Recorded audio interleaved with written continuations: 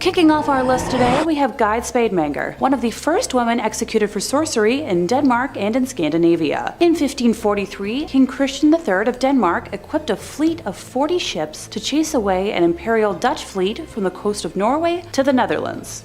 Outside of Helsinki, his fleet was stuck in a calm, and the whole project failed. Soon, a merchant's wife named Guide Spademanger was arrested and tortured, believed to have gathered a group of witches in a valley outside the city and enchanted the ships. She eventually admitted to conducting a spell with a coven on a hill above Elsinore, and named several more people that were involved, male and female, including vicars, which led to the expansion of the witch trial. Her trial was handled by the royal governor Isobel. She also said that the enchantments would never disappear unless Guide herself was allowed to remove them personally. The people that she named were arrested and tortured to an extent quoted as so hard their limbs were separated, but none other than Guide confessed. In November of 1543, the king demanded for the rightful old principal of witches to be burned, but she sadly suffered through further interrogations first before meeting the end of her time. In fourth place, we have Agnes Samson. Starting off this tale, when King James decided to marry Anne, Princess of Denmark, as quickly as he possibly could, this wedding was arranged in Denmark with a proxy standing in for him since he was, located in Scotland. Anne's attempts to join her new husband across the ocean were severely delayed by dangerous and life-threatening storms, so he eventually decided to join her instead. After another wedding ceremony, which the king actually attended, the couple decided to head home to Scotland, with yet another storm plaguing their journey. Witchcraft trials had already begun in Denmark. Remember Guide? I mentioned a minute ago? And the king had taken note, so when it was reported to him that witches East Lothian conspired to cause the treacherous weather that threatened not just his life, but that of his way too young bride, he believed what he was told. Agnes Samson was an elderly woman who was known locally as a healer and a midwife, having cared for and successfully cured many neighbors of ailments throughout her life. She was a widow with several children, living close to poverty in East Lothian. She had been suspected and investigated for witchcraft before, so there was no surprise locally that her name was given. After she was named, Agnes was quickly captured and protested her innocence. The News from Scotland, which was an English-written pamphlet that would have been written in London around 1591, says that Agnes was shaved from head to toe and each part of her body tortured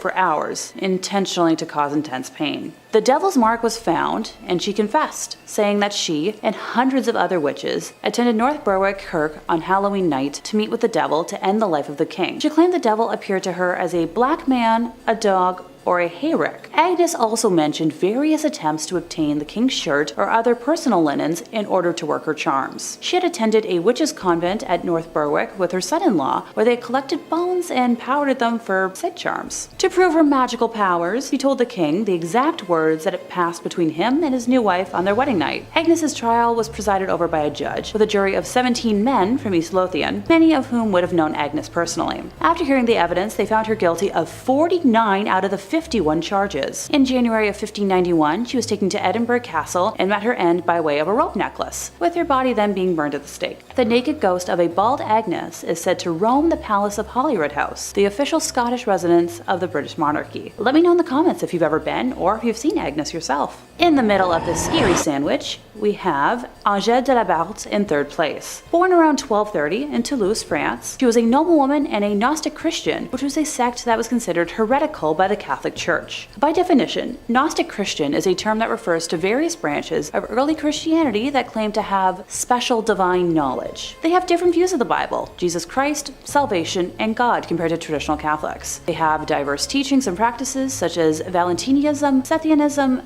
Manichaeism, and Mandaism. Some of them regard Jesus as a human being who became enlightened or Christed, while others see him as a divine being who came to lead humanity back to the light. In 1275, Angèle was accused of having sexual relations with Satan, and she was impregnated by him, giving birth to a baby that had the head of a wolf and a serpent's tail. This being consumed human flesh, and Angèle stole infants to feed it. When she was arrested, she was tortured and eventually confessed that the accusations were true. She was sentenced to death and burned alive, making her the first in Europe to have her life ended from accusations of witchcraft. Also, fun fact for you, at the time it wasn't illegal to have sexual relations with demons. If you have access to a time machine out there, don't get any ideas. In second place, Perna Hosman was a midwife, born sometime between 1510 to 1527, where she lived and worked in Bavaria. Her trial was one of the most ruthless witch trials in Germany. Perna's life had been unremarkable until her arrest on charges of witchcraft, sorcery, and vampirism in the year 1587. After her arrest, she was subjected to terrible torture,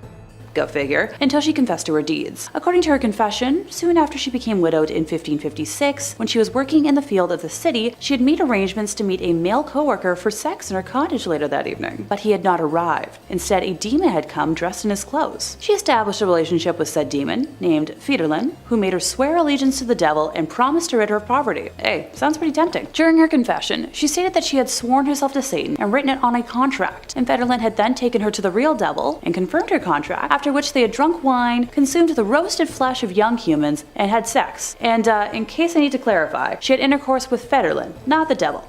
Plot twist, I know. She described visiting the devil often, and her demon lover had also visited her plenty to have sex with her, even in the streets at night and while she was in prison, leaving every time she said the name of Jesus. Alright, well, that's one way to come down from it. Federlin had gifted her the magical ointment she used to harm her victims, which included humans of a variety of ages, animals, and even crops. She confessed to having ended the life of many young during her work as a midwife by applying the special salve or putting pressure to their foreheads and to have sucked their blood like a vampire. While Perga also confessed to having eaten the young with other witches and using their hair for sorcery. The full list of crimes she confessed to was very long, with her victims including 41 young humans, 2 mothers in labor, and a multitude of other people and animals, including cows, pigs, geese, and a horse. The decision of authorities was swift and unanimous, with the church and royal court finding her guilty and sentencing her to death. Before being burned, she was first taken through the city and stopped 5 times before reaching the place of execution. At the first stop, they branded her left breast and right arm with irons, then her right breast at the second stop, her left arm at the third, with her left hand being then branded at the 4th stop. Once they reached the place of execution, her right hand, with which she had made her oath as a midwife, was cut off before finally being burned alive at the stake. Her ashes were not allowed to remain on soil, but were then dumped in a stream. In first place, we have Gilles Garnier. I swear I don't intentionally plan to name male witches as the worst on my list, but they tend to commit the most heinous acts throughout history. And before anyone wants to try to correct me in the comments again, men have often been named as witches throughout time. Continuing on, Gilles Garnier was a reclusive loner living in the woods around Dole, France. Despite being a solitary man, he got married in 1572. Historians have reported that Gilles was ill-equipped to provide for his family because he wasn't a very good hunter, being used to only having to provide for himself until that point. That's when he started hunting something else. Hey, anyone out there want to guess? Come on, I bet you can. Alright, I'll give it to you. Human flesh. The first hunt happened around September 29th of 1572 when Garnier killed a young woman, allegedly in the form of a wolf, and brought some of the flesh home for his wife to eat. How, thoughtful? Throughout the autumn, more young humans were found unalived and mutilated, including another young woman that Giles bit and clawed at, but was interrupted by passerbys before fleeing. The girl sadly succumbed to her injuries a few days later. In November, Gilles ended the life of a young man this time, enjoying the flesh from his thighs and belly before tearing off a leg to save for later. I could name more, but I'm feeling a little queasy as it is. This caused a stir amongst the townspeople, who believed it was a werewolf who was committing the horrors. Many folks had witnessed a humanoid-looking wolf near the scenes of the crimes, with the animal darting off once it was aware of being seen. Then in January of 1573, there was one last death. This time, villagers heard a child screaming and the sounds of a wolf, witnessing the wolf attempt to flee the scene, but changing into the form of Gilles as it did. He was then arrested, put on the rack, and confessed to killing the young and consuming their flesh. At his trial, more than 50 people testified, and he was found guilty of lycanthropy, the ability to turn into an animal, and witchcraft. He and his wife were burned at the stake on January 8, 1573. And now that my lunch is threatening to make another appearance, that's the end of our list. I don't think I've ever been more grateful to live in a world where being accused of witchcraft isn't a criminal offense. What do you all think? Starting off this countdown, we have Julia Brown. Julia Brown was a well-known voodoo practitioner and witch in her small town in Louisiana. People knew her for her charms and her curses, as well as the creepy songs that she would sing on her porch with her guitar.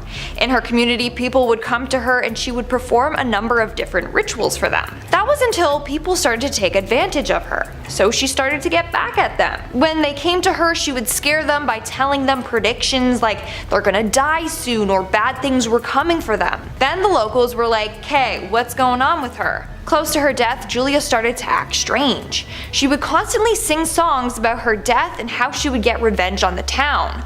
One song that she would sing goes as so: "When I die, I take the whole town with me. When I die, I take the whole town." Not a very cheery and upbeat song if you ask me. In fact, no one knew what she was talking about until the day that she passed away. On September 29, 1952, Julia passed away. On that day, the town came together for her funeral. Well, as they were lowering her casket into the ground, rain came down hard. This rain later turned into a disastrous hurricane that wiped out the entire town. So it's believed that before she left, she put a curse on the town, which is what she meant by "when I die, I'm taking the whole town with me." Over the years, a number of people have attempted to rebuild the town, but every time they do, it ends up getting destroyed again. Maybe her curse is real then. In our fourth spot today, we have Gerald Gardner. Gerald Gardner is often called the father of modern witchcraft, and that's due to the fact that he founded Wicca.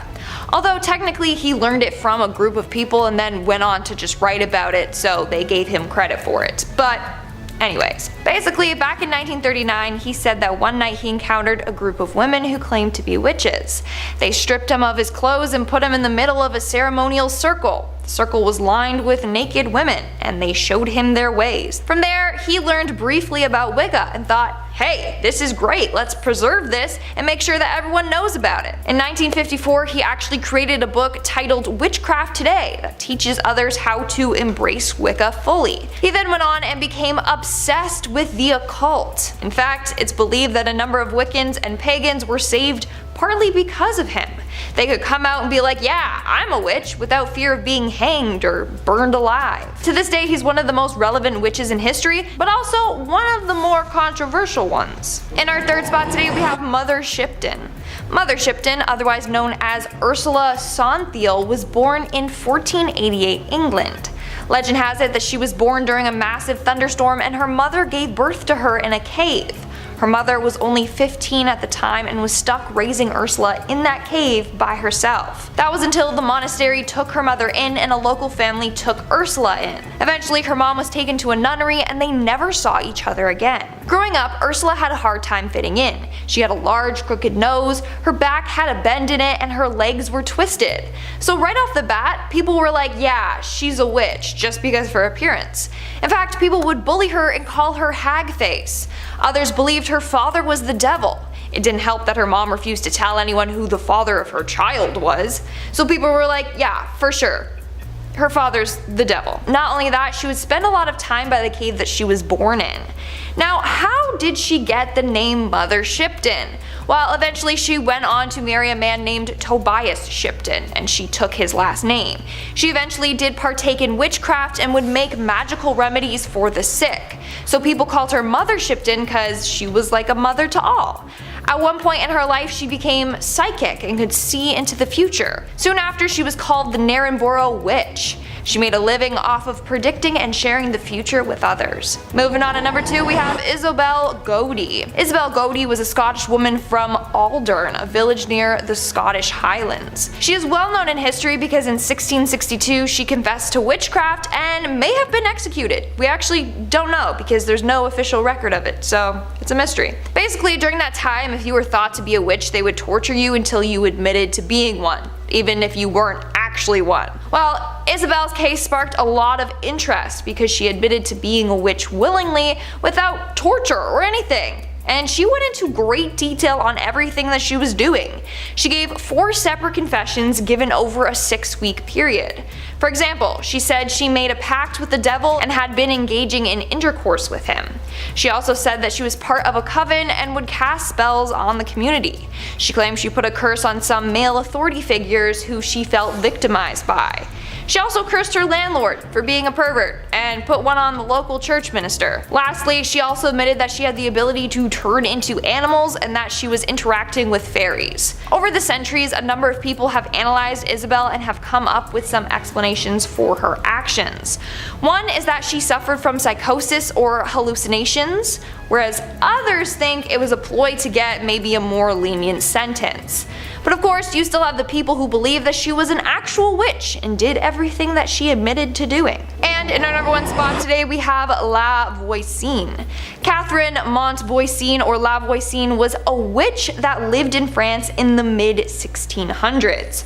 Her witchcraft mainly comprised of mixing and creating potions, poisons, and medicines.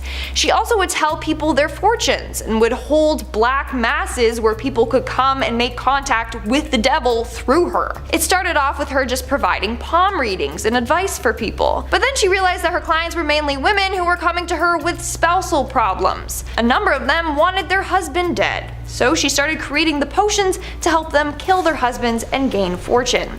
Then things started to get darker and darker. She began practicing dark magic and witchcraft. This involved her leading a number of satanic rituals in the catacombs under her home. One time she even spilt the blood of an innocent victim as a sacrifice for the devil. Eventually, Catherine was arrested for practicing witchcraft and for being involved in a number of murders. She was publicly burned at the stake in 1680. Coming in at number 5 we have Cersei. Cersei was one of the most powerful sorceresses of Greek mythology, and she was the daughter of Hecate, and was also the cousin of Zeus, the king of Olympians. She was a goddess of warning and dark moon who came to the patroness of witchcraft. She was exiled onto an island where she learned the art of magic. Cersei's magical abilities came from both potion making and spell casting. She quickly gained a reputation for trickery, being ill-tempered, and casting spells onto those who ridiculed and mocked her. Whoever disrespected her would be turned into an animal without the slightest effort on her behalf. It was her supernatural abilities that ultimately led to her exile on the remote island of Aie, said to be located off the southern coastline of Italy, about 100 kilometers from Rome. Cersei was sentenced to this island for all of eternity as a punishment for practicing witchcraft onto Scylla. Cersei had fallen in love with Flaugus, a sea god, who became infatuated with Scylla, so when Cersei's advances and attempts at seduction failed miserably, she was put into a jealous rage. Cersei then poisoned the water where Scylla bathed, and as a result a hideous monster was born. When it was found out it was Cersei, she was banished for the rest of her life from her immortal home and family. When on the island, she was found by Odysseus, who was on a route traveling home with his men. They eventually became lovers, even though Cersei killed Odysseus's men with her powers. Some say she used her powers to tempt and seduce Odysseus to stay on the island with her, and became her lover. Since the days of ancient Greece, Cersei's name has been used to describe witchcraft, seduction, and deception. She's been depicted in paintings over the years, tempting Odysseus, casting spells over his men, and practicing her dark arts to lure men and punish them, along with turning her enemies into hideous animal-like creatures. In at number 4 we have Morgan Le Fay. Morgan Le Fay was a powerful enchantress in the 5th and 6th century, and she was related to King Arthur and was said to be his magical savior and protector. She was believed to be a goddess, a witch, and a sorceress. Morgan is skilled and learned what useful properties all herbs contain, so that she had the ability to cure the ailments and illnesses in the body. She also could shapeshift and was able to fly. When King Arthur was wounded in battle, he was brought to her chamber, and she was easily able to cure him. So after that, she was committed to his care from then on.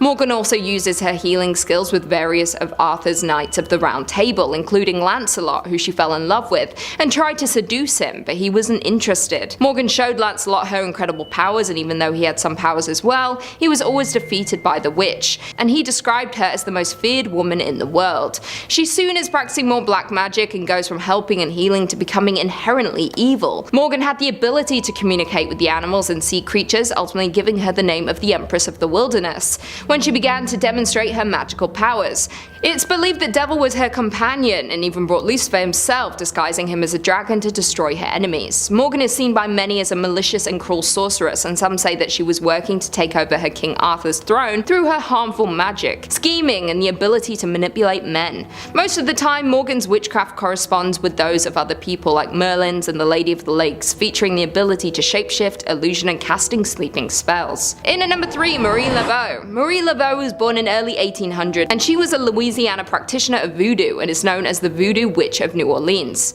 She was a dedicated practitioner of voodoo, as well as being a healer and herbalist, and is one of the most well-known practitioners of the voodoo art and culture. Marie didn't take long to dominate the voodoo culture and society in New Orleans areas, and being named the Queen of Voodoo. During her time practicing the art of voodoo, she would perform her services in such places like her home on St. Anne Street within Go Square and at Lake Pontchartrain, but it's unknown why she chose only these locations to perform her services. Many of her followers would call her for help with many things like family disputes, health, finances, and many other things. Once she was established in the art of voodoo, Marie opened her own beauty parlor where she worked as a hairdresser for wealthy families in New Orleans. It's believed that the occult part of her magic mixed Roman Catholic saints with African spirits and Native American spiritualism. Marie was also said to have owned a snake and named it Zombie after an African god. It is rumored that her magic was supported by a network of informants that she developed while working as a hairdresser in prominent white households. Marie excelled at obtaining inside information on her wealthy patrons by instilling fear in their servants, whom she either paid off or cured their mysterious ailments, and it was proven that she owned 7 slaves at one time. Marie was known to visit prisons to get death row prisoners ready for their execution, but she often would poison them herself after praying with them. The Queen of Voodoo died in 1881 at the age of 79, but she remains a legend today and is often referred to as one of the best to ever do it. Many famous musicians have written songs about or referring to Marie Laveau, and fun fact, in 1982 the famous punk rock band The Misfits were arrested and accused of attempting to exhume Marie from her grave after a local concert. In at 2 we have Moll Dyer. If you've seen the horror movie The Blair Witch Project, then you may already be familiar with the legend of the infamous Moll Dyer. She was a legendary 17th century resident of Leonardtown, Maryland, who was said to be a witch and accused of witchcraft and chased out of her home by the local townsfolk on a winter night. Her body was found a few days later, partially frozen to a large stone in the town of Allstate. It's believed that the rock itself is cursed and people that go near it will experience dizziness and fainting. The legendary rock is located on the grounds of Tudor Hall, where the Historical Society has its headquarters. It is said that her spirit still haunts the land to this day, looking for the men who forced her from her home before her death. The land near her cabin is said to be cursed, never able to grow crops, and an unusual number of lightning strikes have been recorded near her home. A road 3 miles south of Leonardtown was named after her and is now known as Moll Dyer Road, along with the creek which parallels the road being named Moll Dyer's Run. A man who was hunting along the run in 1970 reported seeing a very dense fog patch, cylindrical in shape, and the light stretched 8 inches in length and crossed the stream and went east, moving across the wind instead with the wind, and then it turned and went south, and it happened not once but twice. Moll Dyer was one of the historical figures that inspired the character in the Blair Witch Project, and she is the most well-known and famous witch in Maryland. The story of Moll has also been featured in the show American Supernatural in 2014, has inspired multiple books, and even in a Halloween ballet performance named The Legend of the Witch, performed from 1999 to 2006 in Maryland. In at number 1 we have Diona Fortune. Born Violet Mary Firth in 1890 in North Wales, Diona Fortune was a British occultist and author and said to be a modern-day witch. She wrote often about the occult in both fiction and both non-fictional stories. Diona possessed many abilities like contacting the dead, magical powers, and often had vision from her so-called past lives. Once she recalled having visions at the age of 4 of Atlantis, and she believed that was one of her past lives. In 1924 she founded the Fraternity of the Inner Light, a magical society dealing with religious philosophy and alternative realities. The fraternity's rituals were carried out under dim light, with Diona claiming bright light disperses etheric forces. A light would be placed on the altar while incense was burned, and the members would begin walking around the room chanting with the intent of building a psychic force. Next, the cosmic entities would be invoked, with the members believing that these entities would manifest in astral form and interact with the chosen ones. The magical principles on which her fraternity were based were adapted from the late 19th century Hermetic Order of the Golden Dawn, with other influences coming from Theosophy and Christian Science. The magical ceremonies performed by Diona's group were placed into 2 categories: initiation, in which the candidate was introduced to magical forces, and evocation, where these forces were manipulated for a given purpose. Diona died in 1924, leaving behind her magical society, which has survived to this day.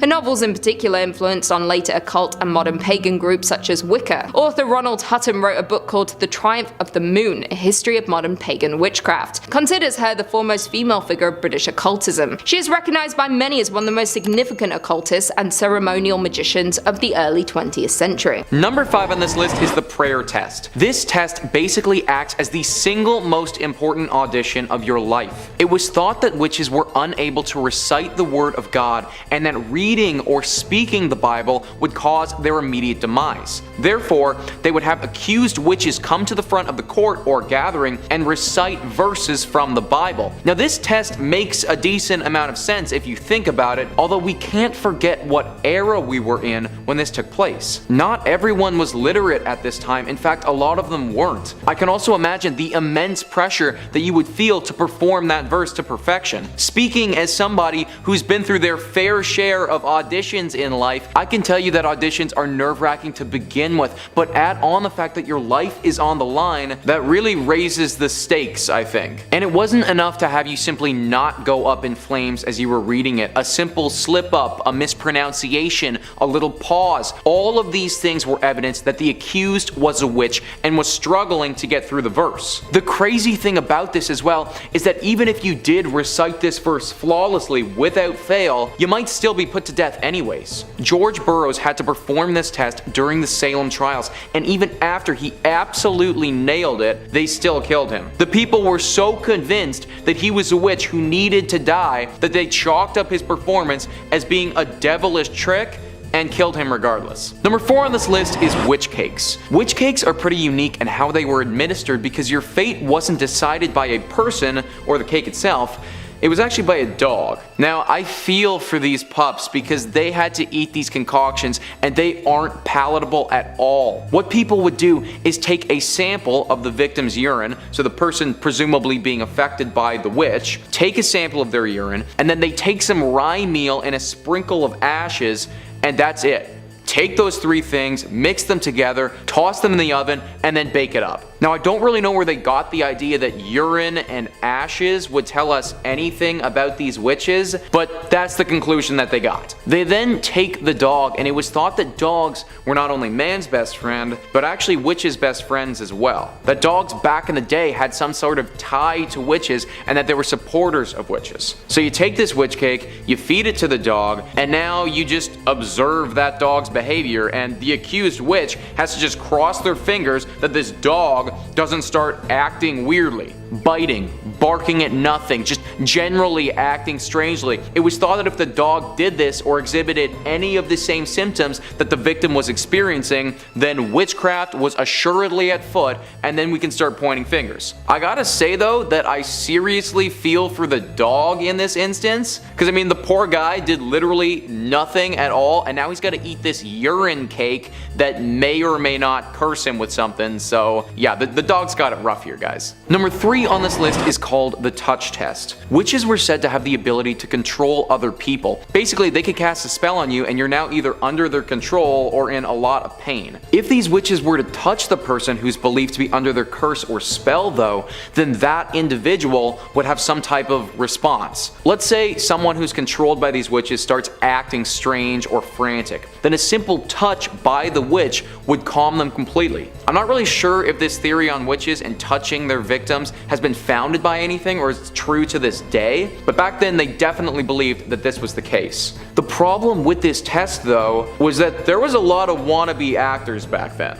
In 1662, there were 2 older women who were being accused of witchcraft. Their names were Amy Denny and Rose Cullender. Now, they had reportedly cursed some young girls and were causing them serious harm, which manifested itself in the way of seizures. These girls would have seizures, but it was believed that if the witch who was possessing them, so Amy and Rose, were to touch them, then the seizure would stop immediately. Well, sure enough, this was tested in court, and it actually worked. The second that the old women touched these girls, the seizures stopped immediately and their hands just grew completely soft and totally calm. But let's not kill them just yet. They then blindfolded the young girls and did the exact same experiment, but now with other people subbing in and touching them. Well, it turns out the girls were faking and would stop seizuring to other people who touched them instead of just the older women. Perfect. So Amy and Rose, they can't possibly be witches then. We ran the test, they passed, they should be set free. Maybe in today's world that's what would happen, but not in 1662. Both of them were hung anyways, and the young girls got off scot-free. Number 2 on this list is called pricking. This was a horrible test that was basically just a glorified means of torture. Now, I'm sure that most of you know what a witch mark is, but if you don't, then it's basically a mark from the devil that indicates you have a pact with Satan, and witches have these on their bodies. However, if there's an accused witch that doesn't have a witch mark, that doesn't mean that they're off the hook. It's possible that they still have a witch mark. It's just hard to see, or it can't be seen to the naked eye. Well, if this was the case, then you need a professional pricker, right? A professional pricker is someone who works solely on discovering witches' marks. That's right guys, this was so common that they actually had a career path that came out of it. It was believed that a witch's mark didn't feel any pain and in turn wouldn't show any signs of weaknesses. Therefore, if you pricked them with a sharp point, then the person wouldn't be in any pain and no blood would come from this prick. So professional prickers would have their accused witches and they would just take their chosen sharp object and just stab them until you had a spot that didn't bleed. And then, because you didn't bleed, they would kill you for being a witch anyways. It also didn't stop at just pricking, but it even went to scratching as well. The victim of an apparent witch would be allowed to come and scratch that witch until they drew blood. This was supposed to cause the victim some relief from their symptoms, and if it did, then that would be enough to make the accused person guilty of witchcraft and they would be executed. Yeah, you really did not want to get stuck with the pricking test. Number 1 on this list is the swimming test. Now this is one that I'm sure most of you have already heard about, but it has to be on this list based on just simply how ridiculous it was. Now even though in hindsight this test was nuts, I do kind of understand the logic of how they got there in the first place. It was believed back then that witches had rebuffed the sacrament of Christ, meaning that baptism was definitely a no-go for a witch. Because water is tied heavily to baptism, the logic followed that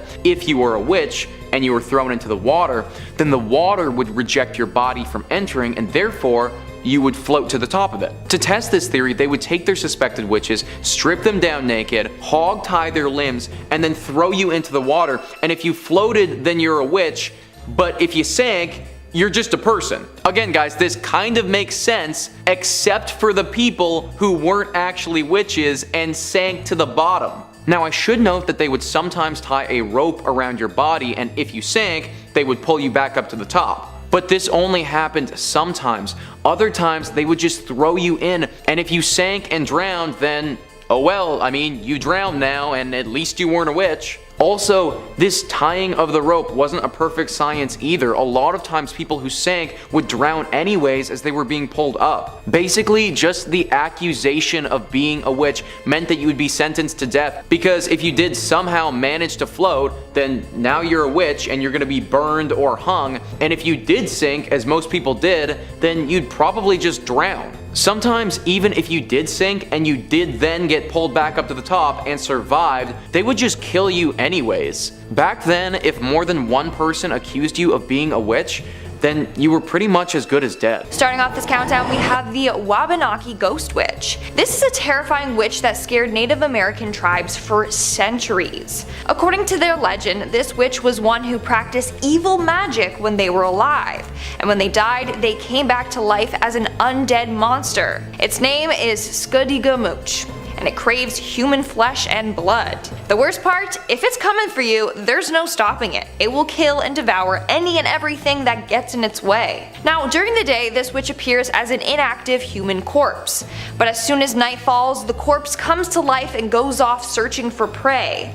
In fact, it moves fairly quickly. It can transform itself into a ball of light and wisp around fast looking for someone to snack on. Once it finds its victim, it attacks from above, so you literally can't even see it coming. The legend also tells the story of one time this witch attacking a whole group of hunters and warriors. They were out spending the night in the forest when they were all attacked and killed one by this witch. I mean, it normally prefers to attack individuals who are on their own, but in this case, it must have been fairly hungry because it just devoured that whole group of men with ease. The only way to kill this witch is to burn her body right after she dies, or else she will come back to life and make your life a living hell. Coming in at number 4, we have Gilla. In Iceland, during the Christmas holidays, children have to watch themselves if they've been naughty that year. They don't find lumps of coal in their stocking. No, they run the risk of getting eaten by a nasty witch named Gilla. Gilla is depicted as a troll-like witch that lives in the mountains of Iceland. She has the ability to sense misbehaving children, and then she keeps note of all the kids who have wronged. Some depictions of her have her with hooves and 13 to 15 tails. Other depictions have her with nasty dirty nails, ears that droop to her chin, and eyes at the back of her head. Also, she's massive. You definitely don't want to get on her bad side. Did I mention that she likes stew? Stew, of course. That's where she puts the naughty children and then eats them right up. I should also mention that Gilla has been married 3 times. In total, she has 72 children. 72 children that she can send after you if you ever do her wrong. Some of these children are said to be murderers, others are said to be pranksters. With her most recent husband, she had 13 children who are called the Yule Men. They're kind of like the dwarves from Snow White, except they're evil. So the Yule Men are all gnome-like creatures that go around torturing households in their own way. They are named accordingly. For example, you have Spoon Licker that will go around licking all your spoons. Then when you go to use the spoon, you get a nasty taste in your mouth. Or you have Window Peeper. He likes to lurk outside your windows and then just watch you do stuff, you know? Sometimes he will even steal the stuff he sees. On the 13 days leading up to Christmas, these Yule lads will visit families one by one. Oh, you thought that was all? No, think again. Gilla also works alongside the Yule Cat. The Yule Cat is this monstrous beast that is said to tower above even the tallest houses. On Christmas Eve, she goes around eating So not only do you have to worry about Gilla, but you have to worry about her evil kids and her vicious cat that she can send after you as well. Moving on to number 3, we have Nailba. In 1990s, families in Bangalore were worried after hearing a story about a scary witch named Nailba. Story goes that one night a family was about to go to bed when they heard the sound of one of their family members' voice coming from outside. The father of the house opened the door about to welcome them in, but when he did, to his horrors, it was not his relative. Standing before him was an old woman, but before he could even say anything, this woman attacked him and instantly killed him. The next day, something similar happened to another family. It was late at night, they were about to go to bed when they heard a familiar voice outside. This time, the old woman attacked and killed the man with her nasty sharp nails. After a number of deaths in the village, everyone got spooked. They thought this was the works of a serial killer, but no, it was indeed something much worse. It was the work of this evil witch. And some believe the story to be true, and are fearful that they too will fall victim to her. In order to avoid encountering her, people would write Nailba on the door, which means come tomorrow. The witch would then see the sign and come again tomorrow to try and kill you. But as long as the words were still written on the door, you were safe for her. You know, like she'd come, oh, I'll come again tomorrow. Oh, okay, I'll come again tomorrow. You know, just, you get it. If not, she will try to trick you into opening your door for her, and then bam, you're dead. In our second spot today, we have La Lechuza. This is a popular witch in Mexican folklore. Legend goes that Lechuza was a woman that was caught practicing dark magic. The townsfolk were horrified and as a result had her killed. But Lechuza never fully died. She came back, taking form as a creepy bird lady, and promised she would seek revenge on the town. Now, she is a shapeshifter. She has the ability to look like a normal woman during the day, and then as a huge bird with a human's face during the night. I mean, her name literally means owl in English. So she's just this terrifying owl lady that likes to kill innocent people. In some stories, she is described as being 7 foot tall with a wingspan of 15 feet. She flies through the night hunting her prey. She often will perch on a tree branch and just watch from above. If you hear a bird screech at night, this is a bad omen. It's a sign that Lechuza is out looking for her next victim, and it could be you. Also, this witch can pretend to be a baby to trick her victims. She can disguise her voice and cry outside your door, so you're like, oh no, someone left a baby on my doorstep, and then you go outside and it's not Harry Potter left by Dumbledore. No, it's Lechuza, who will swoop down and carry you away with her sharp talons. She has the strength to carry a full grown man, so no one is safe. She's also known to attack from windows. You might be trying to sleep when all of a sudden you hear this annoying whistling or screeching noise coming from outside your window.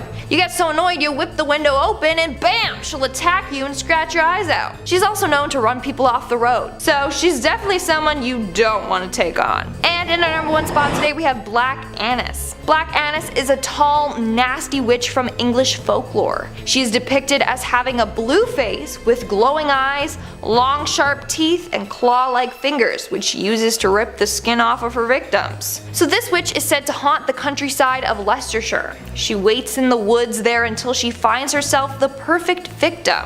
She will then pounce on them, rip them open, and feast on them. She likes to drain them completely of blood by sucking it out of them, and then feasts on their insides. To make matters worse, she will keep the deceased with her, and once their skin is completely dried out, she will use the skin and sew it together to make clothes for herself. Like, what the actual hell? It's giving me Buffalo Bill vibes for sure. Due to this legend, kids were told never to go into Dane Hills alone, for that's where she supposedly lives.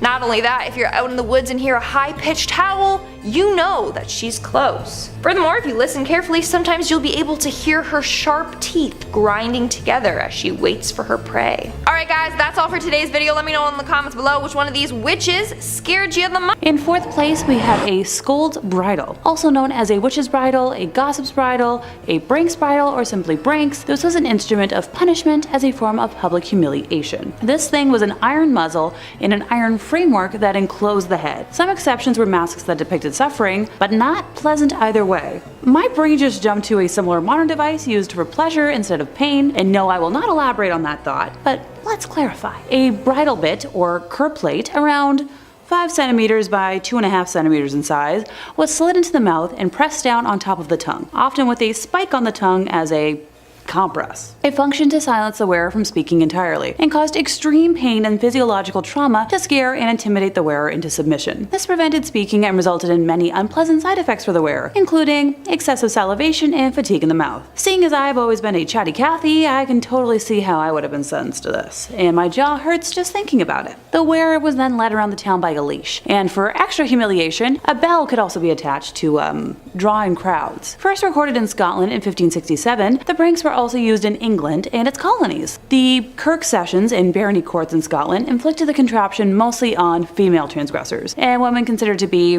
rude, nags, common scolds, drunken, but mostly witches. It was also used as corporal punishment for other offenses, notably on female workhouse inmates. The person to be punished was placed in a public place for additional humiliation and sometimes beaten. Just sometimes, not every time apparently. Knowing what I know about history and cover-ups, I'm going to lean towards probably most of the time. The Lanarkburg records record a typical example of the punishment being used. When wearing the device, it was, impossible for the person to either eat or speak. Other pranks included an adjustable gag with a sharp edge, causing any movement of the mouth to result in laceration of the tongue. In Scotland, pranks could also be permanently displayed in public by attaching them, for example, to the town cross, tron, or toll booth. Then the ritual humiliation would take place, with the miscreant on public display. Displaying the pranks in public was intended to remind the populace of the consequences of any rash action or slander. Whether the person was paraded or simply taken to the point of punishment, the process of humiliation and expected repentance was the same. Time spent in the bridle was normally allocated by the Kirk session in Scotland or by a local magistrate. In third place, we have a ducking chair, not to be confused with a cucking chair, which is a whole other concept, or the red hot stools women accused of having sexual acts with the devil would have to sit on. I sadly don't have enough information to unpack that stool, other than ouch! But let's get on with the ducking, shall we? The ducking stool was a strongly made wooden armchair, often made out of oak, in which the offender was seated, with an iron band being placed around them so that they would not fall out during their immersion. How thorough. The earliest record of the use of such is towards the beginning of the 17th century, with the term first being attested in English in 1597. It was used both in Europe and in the English colonies of North America. Usually the chair was fastened to a long wooden beam fixed as like a seesaw on the edge of a pond or river. And as much as I love and miss wooden playgrounds, I feel like this might not have been as fun. Sometimes the ducking stool was not a fixture, but was mounted on a pair of wooden wheels so that it could be wheeled through the streets, and at the river edge was hung by a chain from the end of a beam. In sentencing a woman, the magistrates ordered the number of duckings she should have, and as much as I've scoured the internet, I can't seem to find number data on this. If you have any ideas, please let me know in the comments. Another type of ducking stool was called a tumbrel, and was a chair on 2 wheels with 2 long shafts fixed to the axles. This was pushed into the pond, and then the shafts would be released, ergo tipping the chair up backwards. Sometimes the punishment proved fatal and the subject died. Once again, the sometimes should be taken with a pound of salt. In medieval times until the early 18th century, ducking was a way used to establish whether a suspect was a witch. The ducking stools were first used for this purpose, but ducking was later inflicted without the chair. In this instance, the subject's right thumb was bound to her left big toe, her left thumb to her right big toe, a rope was tied around the waist of the accused, and she was thrown into a river or a deep pond. If she floated, it was deemed that she was in league with the devil, rejecting the baptismal water. If she sank, she was cleared. Oh, and she'd be dead. Can't forget that part. Silly me. In second place, we have witch mark hunting and pricking.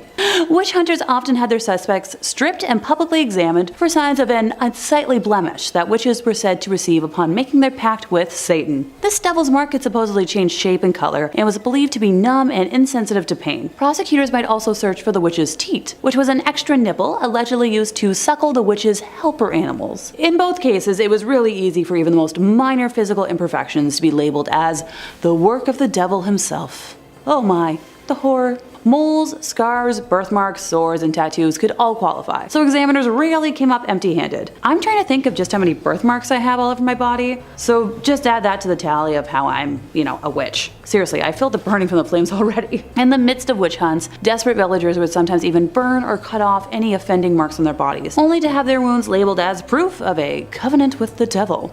So, damned if you do, damned if you don't. If I'm adding scars to my blemish count, yeah, forget it. Okay, I think the temperature in here just went up another couple of degrees. Seriously. If witch hunters struggled to find obvious evidence of witches' marks on a suspect's body, they might resort to the ghastly practice of pricking as a means of, sussing it out. Come on! Even having a flawless body isn't going to exonerate you? What the heck? Witch hunting books and instructional pamphlets noted that the marks were insensitive to pain and couldn't bleed, so examiners used specially designed needles to repeatedly stab and prick at the accused person's flesh until they discovered a spot that produced the desired results. In England and Scotland, the punishment was eventually performed by well-paid professional prickers, many of whom were actually con men who used dull needle points to identify fake witches' marks. Well then, if you ever feel like your job just, isn't real, remember that people in history were paid to do well. Along with pricking, the unfortunate suspect might also be subjected to scratching by their supposed victims. This test was based on the notion that possessed people found relief by scratching the person responsible with their fingernails until they drew fluid. If their symptoms improved after clawing at the accused's skin, it was seen as partial evidence of guilt. No, absolutely not. I can't see anyone being proven innocent whatsoever from this nonsense. Talk about a biased court. In first place, we have dismemberment and mutilation. This is where my own stomach gets all topsy-turvy, so fair warning, I can handle creepy stuff, no problem. But gore? There's a reason I haven't been able to bring myself to watch the Terrifier movies. So when witch hunters wanted to get answers back in the day, if I haven't made it clear enough by now, they didn't really care about being humane or, coercion, just being right. They would do whatever they deemed necessary to get a confession, leading many witches to confess just to make the pain stop and end their lives, humanely. Say goodbye to your fingernails, because that was practically just a footnote in what they were allowed to do. While Perna Hosman of Bavaria was led through multiple different stages of mutilation while being paraded to her execution. At the first stop, her left breast and right arm were branded with irons, then her right breast at the second stop, her left arm at the third, with her left hand being then branded at the fourth stop. Once they reached the place of execution, her right hand, with which she had made her oath as a midwife, was cut off before she was finally burned alive at the stake. Oh, her ashes were not allowed to remain on soil, but they were just, dumped in a stream. Probably the most extreme extent of this was a punishment normally reserved for killers, but exceptions were made for witches who confessed without torture to crimes deemed brutal enough for it. Are y'all ready for this? The offender would be strapped to 4 horses, with one arm or leg attached to each separate horse, and then on command, the horses would start running and rip the offender's arms and legs off. The person would die somehow, and painfully through life source and limb loss. And on that note, we've reached the end of our time. Coming in at number 5, we have Frapercher. This is a terrifying Christmas witch. Christmas is usually a time of togetherness, happiness, celebrations, and lots of food, right? Well, in Austrian and Bavarian tradition, people have a little bit more to fear. Everyone has heard of Krampus, the half-goat, half-demon that punishes misbehaved children at Christmas, but few have heard of the ruthless Frapercher. This old hag is not to be underestimated. Percher is often depicted as a crone with an iron-beaked nose, dressed in rags and sometimes carrying a cane. The other thing she carries is a bit more sinister, a massive knife hidden under her skirt, and she certainly loves to use it. You don't get the nickname Belly Slicer for no reason. Legends say that the witch punishes bad children and rewards the good. Sounds a bit like Santa Claus, however a lump of coal sure beats what her punishment entails. Frapercher apparently hates children who are dishonest and will scrape their tongues if they lie. Unfortunately, being an adult won't save you from the Christmas witch. Frapercher has a thing about domestic cleanliness and will punish women if their homes aren't clean enough. Ladies also feel her wrath if they leave their flax unspun, but the punishment doesn't seem to fit the crime. By the 12th night, or January 6th, if your home is messy, your flax left unspun, and you didn't leave out a bowl of porridge for her, Frapercher will slice open your belly with her long knife, remove your organs, and fill your insides with rocks and straw. So if you want to avoid being disemboweled by Frapercher, maybe skip out on summoning her this Christmas. Coming in at number 4, we have Isobel Godie. Isobel Godie is a Scottish woman made famous for her extremely detailed confession of witchcraft in 1662. Unlike many other women at the time, she was not tortured for her testimony and willingly gave it on her own volition. Her confession apparently provides one of the more comprehensive looks into European witchcraft folklore at the end of the era of witch hunts. As a result, she was tried and allegedly executed. In her famous confessions that took place over several weeks, Isobel Godie spoke about the time she encountered the devil, who she described as having cloven-hoofed feet. She admitted to being in service to the devil, also claiming to have slept with him. Godie spoke in great detail about her coven's activities, like their abilities to shapeshift into animals. She detailed the different charms and chants she would use, and also said she was once entertained by the Queen of Fairies in her home. The details surrounding her execution are muddied at best. There's speculation that she was strangled and burned, while others say she was most likely beheaded. Coming in at number 3, we have Jenny Greenteeth. Straight from English folklore is Jenny Greenteeth, a bit of a Party City looking witch if you ask me, but she's not someone to cross. This witch has a myriad of different names like Wicked Jenny or Jenny Greenteeth, but her MO is all the same. The water-dwelling hag is said to have an affinity for drowning the vulnerable. This legendary witch has a bit of a monstrous appearance with long arms, sharp teeth, and wild hair. Her skin is a grotesque shade of green and resembles duckweed, a type of weed that is one of Britain's most common small water plants. Because of this, she's often associated with ponds and rivers with the weed growing on it, and it's said to be an indicator of her presence. From the 19th century onwards, children have been warned to steer clear from bodies of water, with the threat of Jenny Greenteeth drowning them. It was also said that if they stuck around a pond too long, her long arms would drag them into the water. Elderly folks will also suffer the same fate should they not listen to the warnings. Fun fact, Jenny Greenteeth actually inspired Meg Mucklebones in Ridley Scott's Legend. In at number 2, we have Moll Dyer. Moll Dyer has a bit of a tragic backstory, but her legend still runs strong in the community in which she lived. In 17th century Leonardtown, Maryland, Moll Dyer was an old woman who was accused of witchcraft and ultimately suffered a fate similar to those of the Salem witch trials. Although historical records have yet to prove her existence, there were several Dyers in the area at the time, so it's possible that Moll was simply a nickname. And despite this, there's a street, a stream, and a large rock named after this alleged witch. Legend goes that Moll Dyer was an old hag who lived a semi-isolated life on the edge of town. The townspeople feared her, and the ambiguity of her origin sparked a flurry of rumors. Some believed that she had killed her husband and was on the run, and others believed she was driven out of her previous hometown. There was speculation that she was a healer, and after a series of misfortunes plagued the town, Moll Dyer was blamed and labelled as a witch. On a freezing winter night, the townspeople gathered outside of her home with torches and pitchforks in tow, setting fire to the ramshackle home. Moll Dyer narrowly escaped the angry mob and took off deeper into the woods. Several days later, her body was discovered frozen solid on top of a large boulder, with one hand stretched out to the heavens as if cursing her tormentors. In the years after her passing, they say that the lands became uncharacteristically barren, livestock died, and the men responsible for leading the mob suffered bouts of terrible luck. Today, Moll Dyer is said to haunt the lands in which she died and can be found on the coldest of winter nights. The imprint of her body is apparently still embedded on the rock that she died on and is even on display in the town. Many believe that Moll Dyer partially served as an inspiration for the entity from the Blair Witch Project. We all know how that ends, so I would not recommend summoning Moll Dyer. In our third spot today, we have the Aswang. A subscriber actually brought this next witch to my attention, so I thought I would include it in today's video, and hopefully I pronounced the name right, okay? So this witch is a shape-shifting evil spirit. It's not just a witch though. It can also transform itself into a vampire, a werebeast, and a ghoul. But unlike normal vampires, this creature can go out during the day and they aren't harmed by the sunlight, and they don't also sparkle. During the day though, they are often seen with bloodshot eyes because they just spent the entire night searching for houses that are holding wakes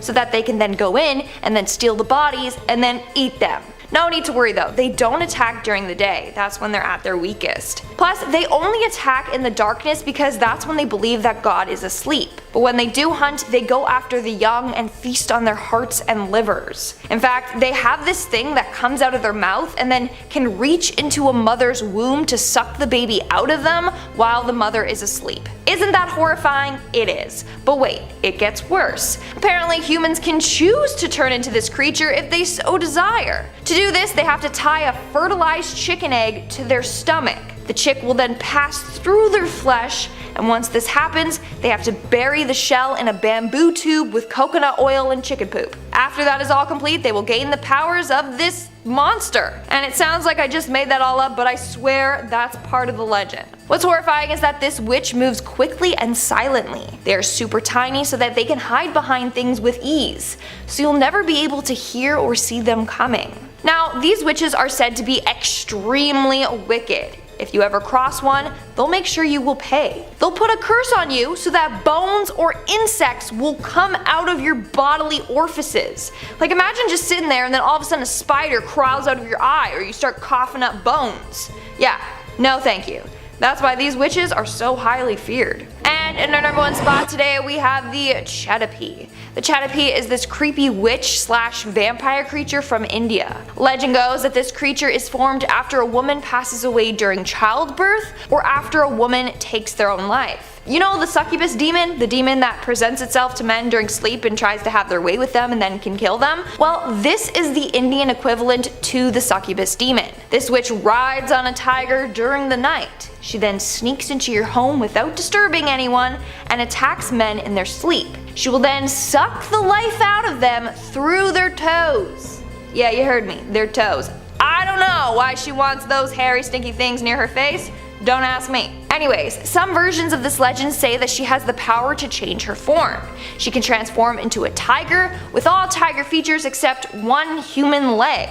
She also has hypnotic powers. She can cast a spell on the entire household so that everyone is in a trance-like state and won't wake up upon her entering. That's how she can come and go with ease. Now, this witch is so powerful that she can come after the strongest of men. And just like the succubus demon, she won't kill the man in one night. So she will revisit the house over and over again, slowly draining the life out of the man. She draws out his death with the men falling weaker and weaker and not knowing what's causing it. Eventually he will grow so sick and pass away, and no one will know that this witch was to blame. Coming in at number 4 we have Agatha Harkness. Agatha is one of the original witches from Salem, though she was not caught. She started as one of the lower witches of her coven but quickly rose in the ranks amongst her fellow witches. It is said that she practices dark magic. Her mother was once one of the greatest witches. She was confronted by the rest of her coven for practicing dark magic, something that was not allowed. They attempted to destroy her for her crimes, but they did not realize how strong her power was. They attempted to destroy her for her crimes, but they did not realize how strong her power was. She drained the power from every other witch in the coven, including her mother, making her the most powerful witch in Salem. It is said that since then she has continued to practice her dark magic, never encountering a witch as powerful or as cunning as she is. She's an evil witch who can manipulate the minds of those around her to commit horrible acts.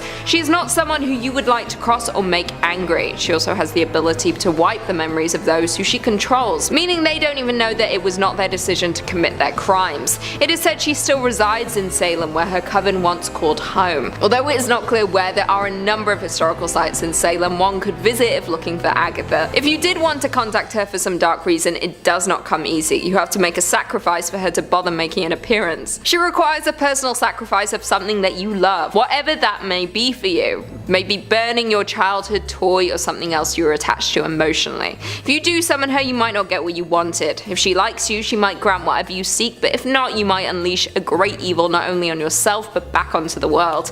I think it would be best for everyone that we leave Agatha to whatever realm she is currently hiding in. Coming in at number 3, Larona. Is she just a legend, a ghost, or maybe a witch? Some believe Larona to be a powerful witch. How else would she have remained so strong in the mortal realm after her death and able to trap so many victims? The story of Larona is that long ago a woman named Maria married a rich man with whom she eventually had 2 children. Then their marriage hit a rough patch. Her husband spent less and less time at home, and whenever he was home he paid attention only to the children. Eventually she sees him with another woman. Enraged beyond reason, some versions claim Maria drowned her 2 children, but she immediately regretted it, crying out, "Oh my children!"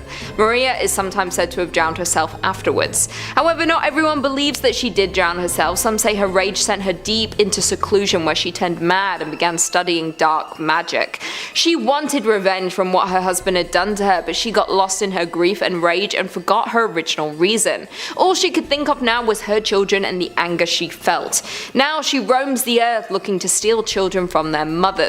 Children are warned not to go out in the dark, for Larona might snatch them, throwing them to their deaths in the flowing waters. There is one warning: if Larona is stalking you as one of her next victims, you will hear her crying. Once you hear this, there is little that can be done to stop her. If you were to summon her, she would not benefit you in any way. There is no bargain you could strike with her. She only knows pain and destruction. Coming in at number 2, we have Sally the Dunstable Witch. The story of Sally came from the late 19th century about an elderly woman who lived in Dunstable, Bedfordshire. She was allegedly a little old lady living alone with her cat. When perhaps out of boredom or being fed up with her life, she turned to the dark arts. Allegedly, the town found out about her practicing dark magic. They stormed her house and pulled her into the town square. They proceeded to burn her at the stake. But Sally had planned for this. Somehow, she found a way to survive the burning and took a new form. As she burned, she cursed the village and promised to get revenge. On her return, she was plaguing the church, performing her magic to make the village believe the devil was among them.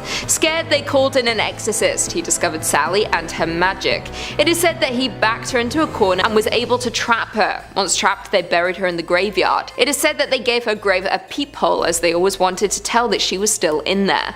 The townspeople were terrified she would once again return to terrorize them. She is still used as a tale to this day to get the children to behave, saying if they didn't, she might return. Maybe if you found her grave, you could peer in to see if she is still trapped, or maybe she's already escaped. And finally, in at number 1, we have Guahona. The Guahona is a creature in Cantabrian legend resembling a disfigured human female. She is thought to resemble one of the many forms of witches and hags of medieval Europe. She is covered from head to toe in an old thin black cloak. Her hands and feet are gnarled legs. Her face is yellow and consumed by rough and hairy warts. Her eyes are tiny and bright as stars. Her aquiline nose and mouth contain a single black razor-sharp teeth, which extends long enough to be under her chin and used to suck blood. The creature only appears at night. It is unknown where she is meant to sleep during the day, although it is suspected to be hiding underground.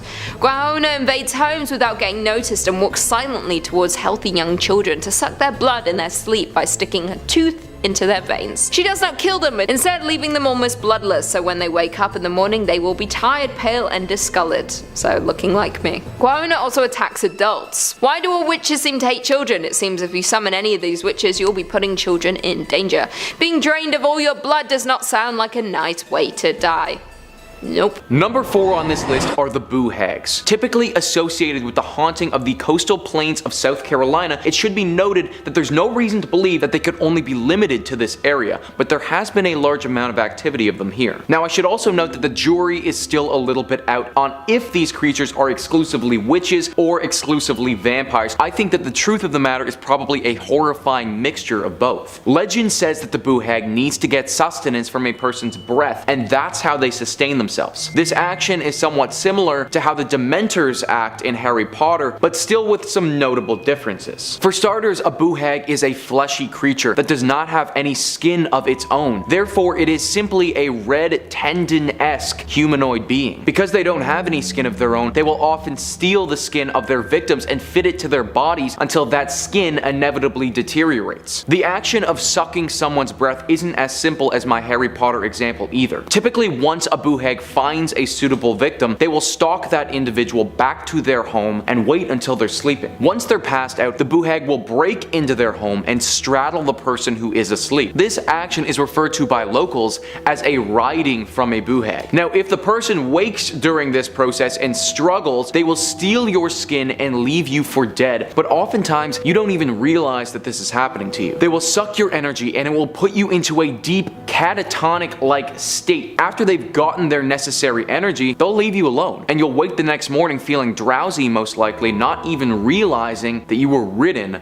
from a buhag. Number 3 on this list is the White Witch of the Rose Hall Plantation in Jamaica. The Rose Hall Plantation is near Montego Bay. However, the witch in question is the ghost of a witch named Annie Palmer, and Annie Palmer wasn't from Jamaica at all. In fact, Annie Palmer spent most of her life in Haiti. She was born there and lived there with her parents for quite some time until they sadly passed away due to yellow fever. Afterwards, she was adopted by a witch who wasn't shy in passing her gifts on to young Annie. Regularly practicing witchcraft and voodoo, Annie soon became a strong witch in her own right. After she grew up, she moved to Jamaica and married John Palmer, taking his last name. Now this is where things get a little bit crazy though. Annie murdered John Palmer. Then she got married again and murdered that husband. And then she got married again and murdered that husband. You'd think that these guys would have recognized that marrying Annie might not have been the best idea, but I guess love just conquers all. Annie didn't stop with her husbands though. She murdered countless slaves that worked on that plantation. This was right up until she was murdered herself by a slave named Taku. The people back then attempted to perform a voodoo ritual on this witch, not wanting to have her ever return again. However, it didn't work the way that they intended it to. The voodoo ritual actually trapped her at this location, and now she's said to be forever haunting the Rose Hall on Montego Bay. People have seen her ghost before, and they've heard screaming coming from nothing. The vision of a woman in white will appear sometimes, and it is said that if you stay at this plantation too long, then some deep misfortune will fall upon you or your family, so beware. Number 2 on this list is Jenny Greenteeth. Jenny Greenteeth is a witch in British folklore that is said to haunt the waters of Lancashire, Cheshire, and Shropshire. I know, it's a lot of shires. Jenny is a river witch and lives in the rivers of these areas looking for victims to drag down with her. As you'd imagine, with a name like Greenteeth, her appearance is pretty grotesque. Green algae-like hair, a wrinkled witchy face, skin that is the same color as a bog, and a weird fleshy exterior. Jenny is certainly not a looker, but I suppose it doesn't matter a whole lot as she uses the swamp like water and pond scum to mask her appearance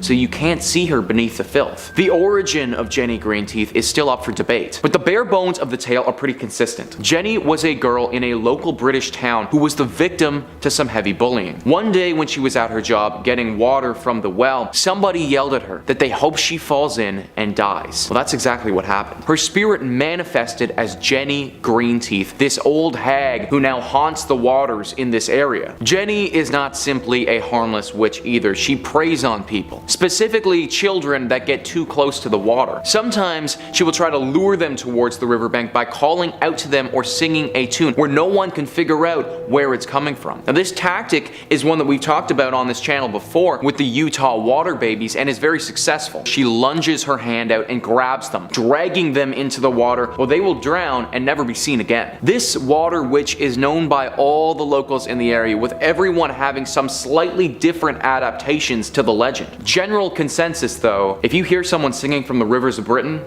don't go near it. Number 1 on this list is La Lechuza. La Lechuza is a witch based in Mexican folklore that is said to haunt the Mexican nights. I wish I could pinpoint the location down for you guys to be a specific region in Mexico, but this witch is sadly far too mobile for that. La Lechuza used to live in a small Mexican town and regularly practice witchcraft. Her intentions were foul though, and would regularly cause harm to others, whether that be to them directly or to their livelihood. The townsfolk, once they discovered that she was the cause of their misfortune, raided her home and viciously murdered her. They didn't kill her well enough though, because her spirit still clings to life to this day. Said to regularly take the form of an owl and fly throughout Mexico, La Lechuza is constantly on the hunt for food. Her preferred meal is young men. This bird is apparently massive, and once it sets its sights on you, it will be nearly impossible to escape. Some people have reported that she is so big that they've seen her run cars off of the road and eat her victims in the wreck. She also employs some other tactics instead of just brute force. Sometimes she will mask her voice as a baby and sit outside your door until you open it, and then she'll pounce. You may also hear the consistent racket of an owl howling in the night. Go and check your window to see what the commotion is and become this owl lady's dinner.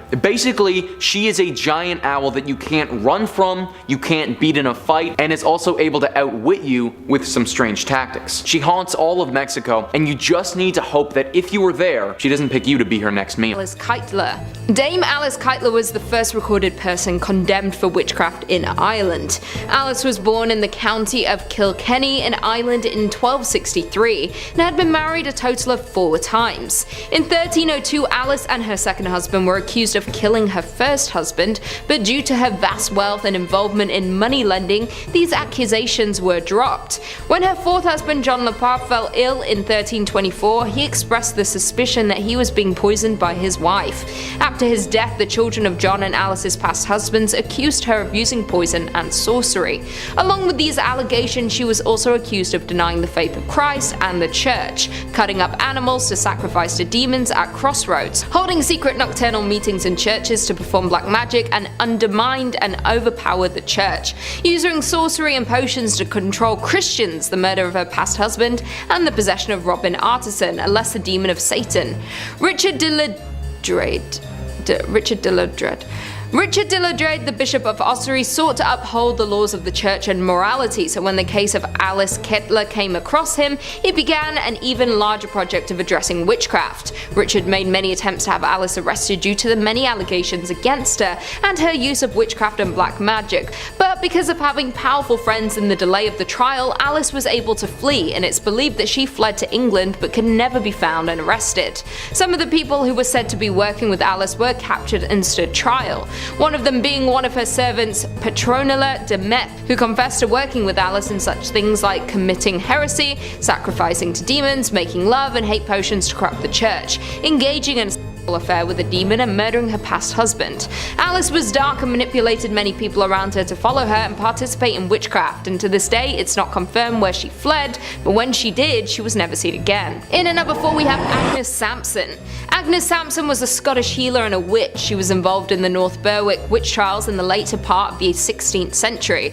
Agnes lived in East Lothian, Scotland, and was considered to have healing powers and worked as a midwife. In the summer of 1590, King James VI was on a voyage from Denmark to Copenhagen after marrying Anne of Denmark, and on their way home a storm arose, and this made James believe the storm wasn't a coincidence. He believed that many people had unusual abilities and was greatly perplexed at the idea of witchcraft and black magic. So he began a witch hunt in Denmark, which was where the Copenhagen witch trials were started by the Danish admiral Peter Munk by King James's request. By the autumn of 1590, Scotland was aflame with witch hunts, and many of those sent to trial were questioned by the king himself. Agnes was accused of being a witch by Gilles Duncan and was arrested along with others, and she was questioned heavily about her role in the storm raising. Agnes eventually confessed and her body was shaved to reveal a witch's mark. Agnes Samson had made a charm that she was able to raise a storm and change the winds. She confessed to causing a storm that drowned Jane Kennedy in September of 1589, when ferry boats collided during a sudden storm started by Agnes. The same charm raised the storm and weather effects that threatened the king on his return voyage from Denmark in 1590. King James actually was the one to interview Agnes and was very convinced of her guilt. She was convicted of witchcraft and was sent to be executed. She had been taken to a scaffold on Castle Hill where she was strangled and then burnt at the stake in January of 1591. It is believed and seen by many locals that the naked ghost of a bold Agnes is said to roam in the palace of Holyrood House, haunting the people there. Coming in at number 3 we have Margaret Bean. Margaret Bean was a German woman convicted of witchcraft and perhaps the most famous of the victims in the Fulda witch trials in 1603 to 1605. Margaret was born in the city of Fulda, and she'd been married a total of 3 times and was the heiress of her first 2 husbands. In 1588 she had married her final husband Blasius Bien and moved to the city, but eventually returned after an apparent conflict with her husband's employer. At the time, Prince Abbot Balthasar von Dernbach, who had returned to power in 1602 after a long exile, ordered an immediate investigation of witchcraft in the city, after multiple reports and sightings. While in power, there were over 200 people who were executed for witchcraft in witch trials that lasted until his death in 1605. In March of 1603, the investigations resulted in the first wave of arrests in the city. On June 19th, Margot was arrested and put into jail after signs of being involved with the devil and having supernatural abilities. Her current husband pointed out she was pregnant, but still that did not matter. It was actually believed that her current pregnancy was the result of intercourse with the devil himself. While in jail, she confessed to the murder of her second husband and her children with him and one of the member of her husband's employers, and that she had taken part in the Sabbath of Satan. Bienne was convicted of witchcraft soon after her confession and was burnt alive at the stake in Fulda in late 1603, and to this day she is still known as being one of the most dominant witches in Germany. In at number 2 we have Malin Motsdotter. Malin Motsdotter was a Swedish witch from 1613 to 1676. She is known as one of the few people in Sweden confirmed to have been executed by burning for witchcraft, and the only one to be executed by this method during the famous witch hunt known as the Great Noise in Sweden during 1668 to 1676, which had ended with her execution. Since 1668, a national witch hunt raged throughout Sweden ever since the accusation of Marit Jonsdotter, resulting in the establishment of witch commissions around the nation and execution of around 280 people.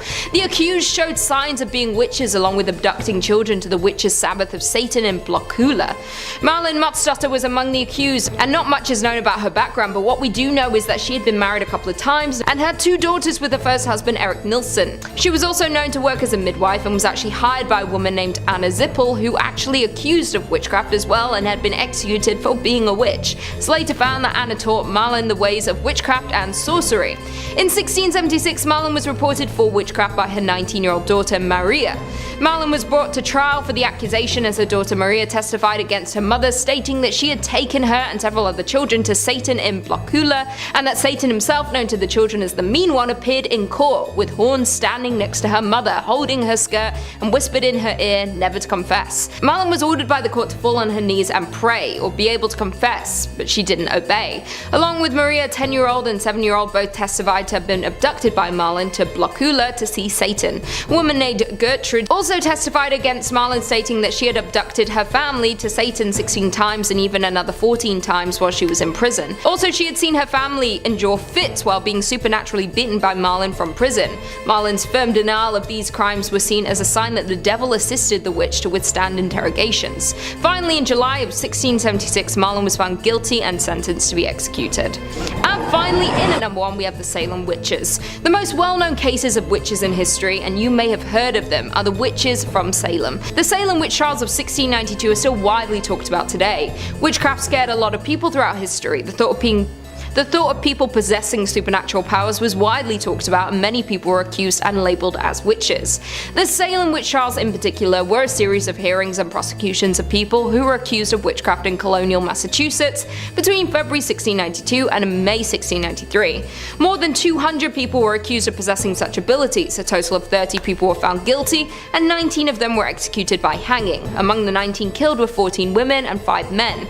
Also, of the 200 accused, many were sent to jail, and at least 5 of them died there. Arrests were made in numerous other towns beyond Salem, like in Andover and Topsfield. The trials for the so-called capital crime were conducted by the Court of Oyer and Terminer in 1692, and by a Superior Court of Judicature in 1693. Both were held in Salem, where the mass hangings took place. This was the deadliest witch hunt in the history of colonial North America. Only 14 women and 2 men had been executed in Massachusetts and Connecticut during the 17th century who had been accused of witchcraft. Among the accused were Elizabeth Hubbard and also Dorothy Good, who were also accused of witchcraft. In February of 1692, Betty Paris and her cousin Abigail Williams, who were the daughter and niece of a respected Reverend Samuel Paris, started acting strangely, and would have fits described as beyond the power of epileptic fits or natural disease to affect by Minister John Hale. The girls screamed through things around the room, uttered strange sounds, crawled under furniture, and contorted themselves into odd positions according to eyewitness accounts. The girls also complained of being pinched and pricked with with pins, but when they went to a doctor, he could find no physical evidence of any ailments on either girl. After the news of these odd behaviors started spreading around Salem, other young girls began experiencing similar behaviors. No one had any idea of where these strange behaviors were coming from, or why the girls were acting in such an odd way. Massachusetts was a very religious town back then, and these girls were acting as if an ungodly being was inside of them. And so they had been accused of witchcraft, and many historians debate on how many of these 200 accused were actual witches, but some definitely were, and they had brought fear to the people of Salem. Coming in at number 5, the Corwin Witch House. The Jonathan Corwin House in Salem, or simply known better as the Witch House, was the home of Judge Jonathan Corwin, 1640 to 1718, a prominent figure in the horrors that happened there, and is actually the only structure you can visit in Salem today that has direct ties to the Salem witch trials of 1692. Well, that might not be the case, because we got a couple of those coming up. Trust me, this place is riddled with ties to those witches. Corwin bought the house in 1675 and lived there for more than 40 years. The Witch House is a 350-year-old thick building with black painted timber, 2.5 stories tall. Built to last, massive, and looming. Located at 310 Essex Street in the historic district of Salem, the house stands in testimony to the witch trials, and it's believed that the Witch House was used by Jonathan Corwin and others to actually interrogate those accused of witchcraft. The Witch House remained with the Corwins, of course, until the mid-1800s, yet there wasn't many family around to liven it up. The Corwin curse seems like a weird one, since all the Corwin's kids, 5 children, all perished young from separate complications within the house. And this is where it gets really weird. Not only is the place haunted to hell and back with specters seen in the attic upstairs and loud voices, arguments heard in the empty house at night, 8 Corwin lives were lost to premature death in that house. All Corwins. Yeah, I'd say that makes for a pretty cursed home, alright? A family curse. Number 4, Proctor's Ledge. There are over 1,000 documents from Salem witch trials, yet none of the accounts actually specify where the hangings took place.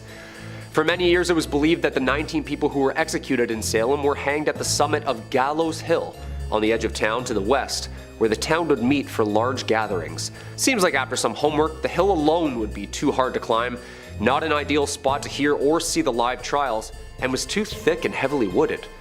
Maps of 1700 Salem show Gallows Hill marked on the map, but no actual marker for the execution site. I feel like a detective all of a sudden. A team of researchers began to reconsider all of the evidence around 2010, eras of homework collected over the years, and eventually concluded that the real execution spot was Proctor's Ledge. Boom, baby! This was confirmed in 2016. Part of the evidence included 1692 eyewitnesses' accounts who wrote in journals that they were able to see the hangings from their homes to actually remains being dug up and found now. Now I know what you're thinking, it's named after John Proctor. No, it's not. However, odd timing, as he was one of the witches accused of witchcraft along with 3 of his other mistresses. Locals say that the Lady in White visits Proctor's Ledge. Some visitors claim to have caught the sight of her, though others catch only her disembodied voice. Are these the phantoms of the unsettled spirits tied to the grounds where they were hanged for eternity? Who knows? Number 3, Charter Street Burial Grounds. The Charter Street Burial Grounds started in 1637, also known as Old Burying Point or the Charter Street Cemetery, is the oldest cemetery in Salem. Many early and famous Salem residents are buried here, such as John Hawthorne, a judge in the Salem witch trials of 1692.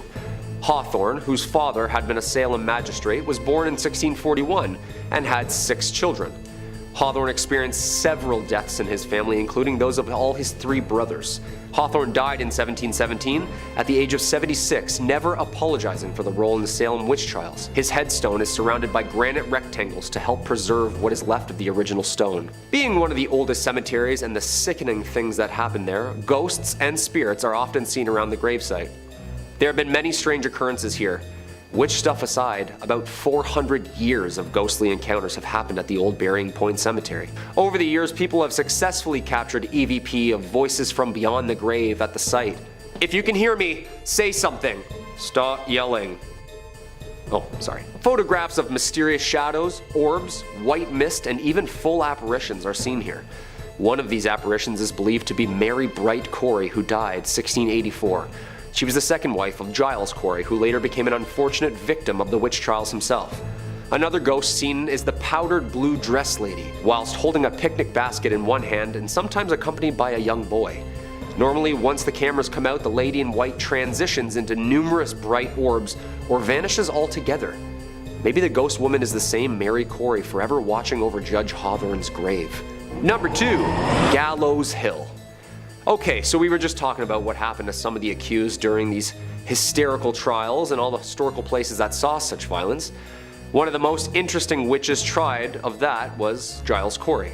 Tried as a witch but never hanged. Actually, the old man known as Giles Corey was pressed to death with the judge's orders of him being a strong and stubborn old man and would not for the life of him indulge in the nonsense he was being accused for.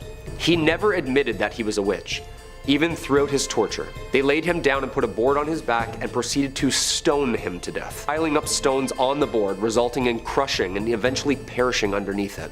Only took about 4 days. Giles Corey apparently repeatedly yelled "more weight," further cementing his plea of not guilty to everyone watching at Gallows Hill. With his last breath, Giles apparently cursed the town of Salem, and this area is now an unearthly hotspot for paranormal activity. The Gallows Hill that most people are aware of is nothing but a baseball diamond, but underneath that baseball diamond, bone fragments and coffins have been found. Interesting, because no witches were ever buried in coffins. Maybe vampires? Giles died from his inflicted torture on September 19th, 1692, just after the 8th anniversary of his wife Mary's passing. Strange sounds emerge from the area at night, including loud knockings, thumpings that wake up neighbors from their bed, and, of course, the full-bodied apparitions said to walk the grounds yelling in the middle of the night. There have been full-bodied apparitions spotted within the woods, with disembodied voices shrieking in the middle of the night. The disturbingly loud voices yelled throughout the area have had some locals scratching their heads. Is this the ghost of Giles himself, speaking his curse upon the town for all to hear? Shh! Trying to sleep! And coming in at number 1, House of Seven Gables. Locals say the Turner Ingersoll Mansion, or also known as famously the House of Seven Gables, is the most haunted spot in Salem. How many haunted spots are there? Ghosts are just like really competitive. Now a prominent museum, protected in its original form, used for plays and reenactments by the locals, the original structure was simple in nature, with only 2.5 rooms and just under 3 stories tall. By the time of John Turner's death, the prominent merchant, sea captain, and owner of the house, he was one of the most wealthy men in the entirety of Massachusetts. Turner and Ingersoll's House of the Seven Gables is a ghostly reminder of the tormented souls both trying and being tried at the time of the hangings. But the Turner Ingersoll is a reminder for more than just lost shipping fortunes and curses, as it's also a homely reminder of Judge Hawthorne himself and the guilt he inflicted on that town. As records show, Hawthorne may have feigned sympathy for the accused witches, but he never regretted his involvement in their trials or executions. And he certainly never expressed any remorse during the trials themselves for sending the accused to their death. Following the witch hysteria of the late 1600s, the Hawthorne family lost most of their wealth, no doubt influenced by the families of the accused witches who sought out justice for their dead loved ones. Acting now is only a museum of historic place. Each year, the museum hosts a series of theatrical plays, all of which surrounding the Salem witch trials. Such plays titled as Legacy of the Hanging, Judge Hawthorne, and Spirits of the Gables. But some of the actors aren't, well, very alive. As for the ghosts outside of the theatrical performances, well, everybody's got their own opinions on that. But tour guides and employees tend to avoid the attic, where some people have complained about being choked by ghostly figures. Local lore has many different stories to tell, and so do many of the visitors who enter Salem's most haunted house. Others report seeing a phantom boy who enjoys playing in the attic. Throughout the day, his giggles and laughs can be heard. Always giggling kids, eh? They're like the scariest ghosts. Well, that's about all the proof and lore I need to believe it. Imagine doing a show and a ghost just saying, line? Number 5, Julie Brown. Our first witch today on the list of which witch is Julie Brown, legendary voodoo priestess of the swamps. New Orleans is filled to bursting with 2 things: the most wondrous advancements in soul food and gumbo technology on the planet, and ghost stories. There's a whole lot of voodoo to go around in Louisiana, and in Manchac they say there's the ghost of an old voodoo priestess named Julie Brown. The story of Julie Brown is an unnerving one. I would certainly hope so, otherwise it wouldn't be on this list. She was said to be reclusive, would sit on the porch of her swamp shack and spend the day cackling, predicting the demise of nearby towns and its residents, singing twisted songs about her death and the apocalypse and the end of days. Despite the fact that she was a kooky old lady singing songs about the apocalypse on her front steps, locals actually feared her and treated her as an oracle and a prophet, and were very nervous of wronging her just in case she placed a hex on them, which, you know, is reasonable. You should always treat everyone you meet with kindness just in case they turn out to be a witch who can hex you. The prediction she's most known for, besides one bizarre correct prediction about the 1994 Super Bowl Cowboys at Bills game, was her threatening prediction in 1915, where Julie Brown would cackle over and over and over that she was going to die and take everyone with her. She chanted this again and again until her death. On her funeral, a hurricane hit the town, decimating 3 villages and taking countless lives. Julie is said to be buried in the swamp, and locals believe it was her spirit that caused the hurricane. And if you happen to be passing through Manchac, just pay your respects to Miss Julie Brown. Like I said, you never know what kind of secrets somebody has. And if you're looking for more stories about witches, or really any kind of urban legend, Top 5 Scary has all of that and then some. I'm not kidding. If you can think it up, there's pretty good odds we've done 2 to 3 videos on it. We got something scary for everything under the sun and above it. So hit subscribe. Please make sure you hit that little bell so you don't miss a single scream, but do that after this video because I got 4 more witch stories coming up for you right now. And wouldn't you know it, the next one's about a bell.